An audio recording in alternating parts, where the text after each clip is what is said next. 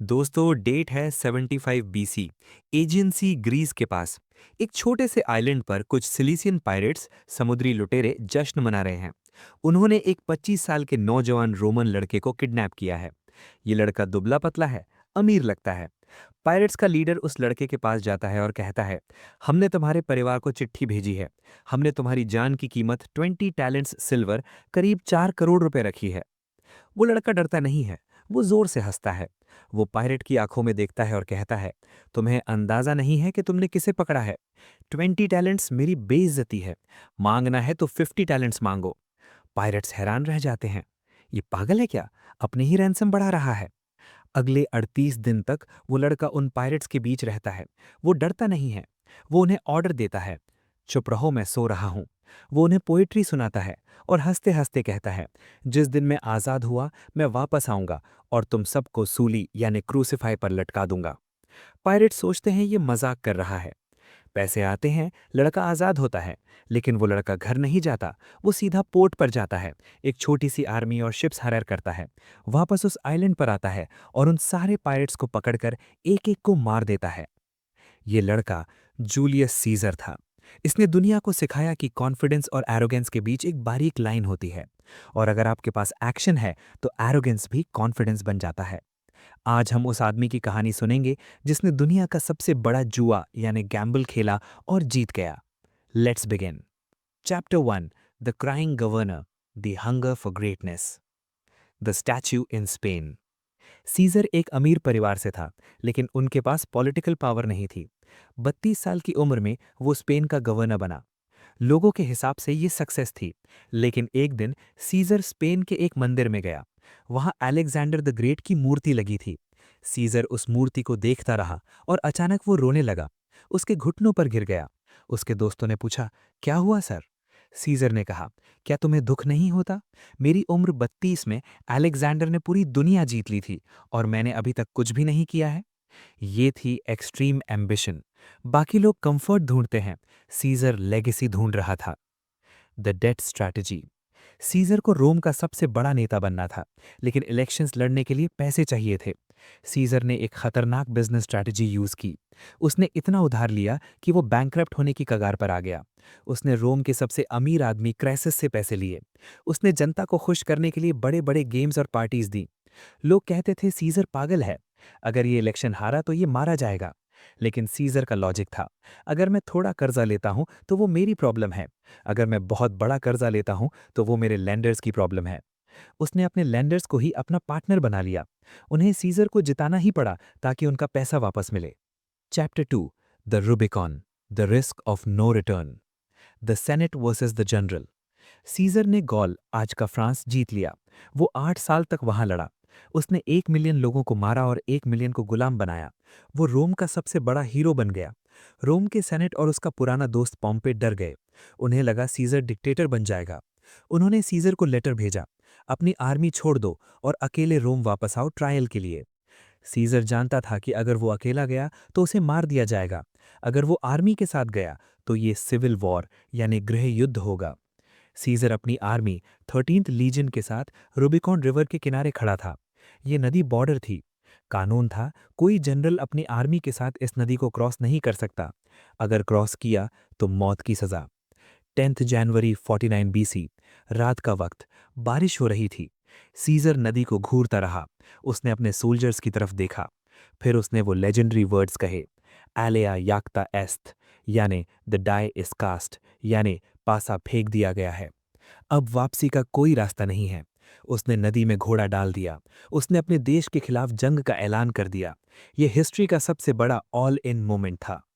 Chapter 3, the impossible wall, the siege of Alesia, the donut strategy. Civil war से पहले scissor ने अलेसिया France में एक ऐसी लड़ाई लड़ी थी जो इंजीनियरिंग का चमत्कार थी। दुश्मन लीडर वर्सिंगेटोरिक्स 80,000 सोल्जर्स के साथ एक पहाड़ी शहर अलेसिया में छुपा था। सीजर के पास 60,000 सोल्जर्स थे। सीजर शहर पर हमला नहीं कर सकता था क्योंकि वो हाइट पर था। तो सीजर ने कहा, हम इन्हें भूखा मारेंगे। उसने शहर के चारों तरफ 18 किलोमीटर लंबी दीवार बनाई। लेकिन तभी खबर आई, वर्सिंगेटोरिक्स की मदद के लिए 2.5 लाख गॉल्स की एक नई आर्मी आ रही है। अब सीजर सैंडविच बनने वाला था। अंदर से 80,000 लोग हमला करेंगे, बाहर से 2.5 लाख। बाकी जनरल्स भाग जाते। सीजर ने कहा, एक और दीवार बनाओ। उसने अपनी पहली दीवार के पीछे एक दूसरी दीवार बनाई, 21 किलोमीटर लंबी। सीजर की आर्मी अब एक डोनट के बीच में थी। The starvation. हफ्तों तक लड़ाई चली। बाहर से 2.5 लाख लोग हमला कर रहे थे, अंदर से 80,000। बीच में सीजर के सोल्जर्स, भूखे प्यासे लेकिन डिसिप्लिन में। सीजर जमीन में गड्ढे खोदे, उनमें लकड़ी के कांटे लगाए। जब बाहर की आर्मी ने हमला किया तो वो उन ट्रैप्स में फंस गए। सीजर खुद घोड़े पर बैठकर लाल कपड़े, रेड क्लोक पहनकर लड़ने गया, ताकि उसके सोल्जर्स उसे देख सकें। आखिरकार बाहर की आर्मी हार मानकर भाग गई। अंदर वाला लीडर वर्सिंगेटोरिक्स सरेंडर करने बाहर आया। उसने अपने हथियार सीजर के पैरों में डाल दिए। सीजर ने इंजीनियरिंग और माइंडसेट से 5 गुना बड़ी आर्मी को हरा दिया। Chapter 4, the Ides of March, the betrayal, the mercy mistake. Caesar civil war जीत गया। पॉम्पे मारा गया। सीजर रोम का डिक्टेटर परपीचुओ यानी डिक्टेटर फॉर लाइफ बन गया। उसने कैलेंडर चेंज किया, जूलियन कैलेंडर, जो हम आज यूज करते हैं थोड़ा मॉडिफाई करके। उसने गरीबों को जमीन दी। लेकिन सीजर ने एक गलती की, फॉरगिवनेस यानी माफी। उसने अपने दुश्मनों को मारा नहीं, उन्हें माफ कर दिया। उसने ब्रूटस, जिसे वो बेटे जैसा मानता था, और कैसियस को माफ किया और उन्हें प्रमोट किया। उसे लगा अगर मैं अच्छा रहूंगा तो ये मेरे वफादार रहेंगे।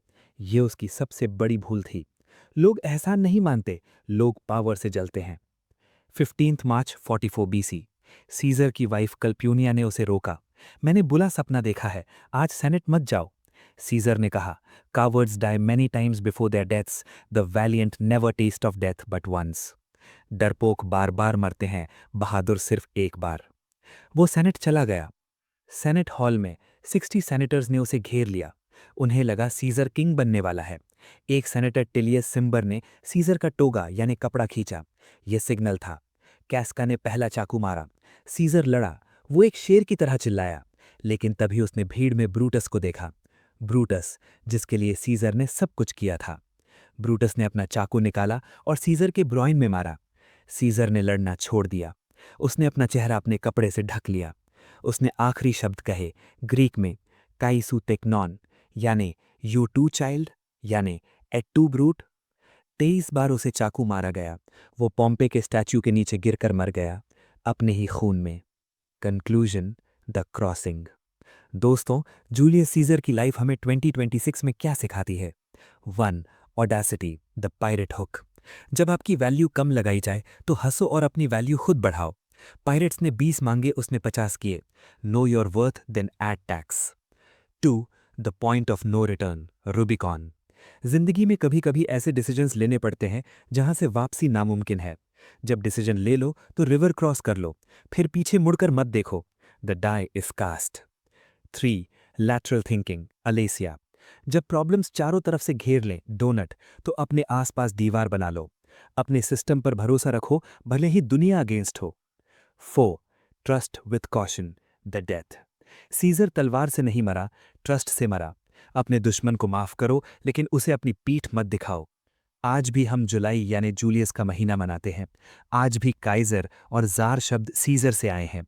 वो इंसान चला गया, लेकिन उसका नाम आज भी पावर का सिनोनिम है। तो आज अपनी रूबिकॉन ढूंढो और उसे क्रॉस करो। जय हिंद।